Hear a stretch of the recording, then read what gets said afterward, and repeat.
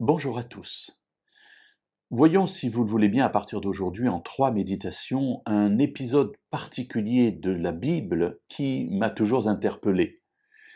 Il s'agit de l'histoire d'Élie, du prophète Élie, et tout spécialement du début de son ministère prophétique. Élie apparaît à un moment particulier de l'histoire d'Israël. Le roi Akab règne sur Israël et c'est un très mauvais roi. Élie est envoyé vers Israël et va, par une parole de l'Éternel, priver Israël de ses ressources en eau. Il n'y aura plus de pluie, dit-il, sauf à ma parole.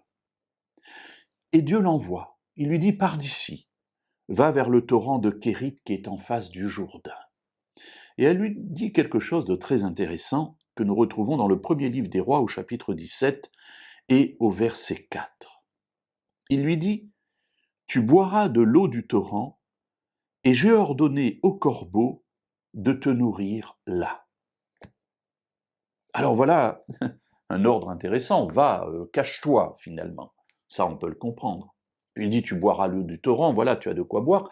Pour la nourriture ça va être compliqué parce que c'est dans un désert, mais j'ai donné un ordre aux corbeaux, et eux ils t'apporteront à manger. La suite du récit nous dit au verset 6 que les corbeaux lui apportaient du pain et de la viande le matin, et du pain et de la viande le soir, et il buvait l'eau du torrent.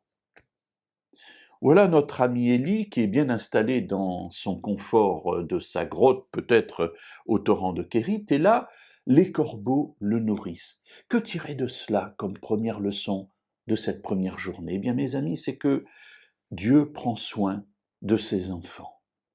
Oh, parfois, ça n'est pas le luxe, parfois c'est peu de choses, mais Dieu prend soin de ses enfants. Et ici, il va donner un ordre à des corbeaux d'aller donc prendre quelque part de la nourriture pour l'apporter à son prophète. J'aime beaucoup ce passage parce qu'il me montre l'immense sollicitude de Dieu vis-à-vis de son serviteur. Va, porte une parole difficile et ensuite cache-toi, et moi, je m'occuperai de toi parce que tu as été fidèle à ma parole.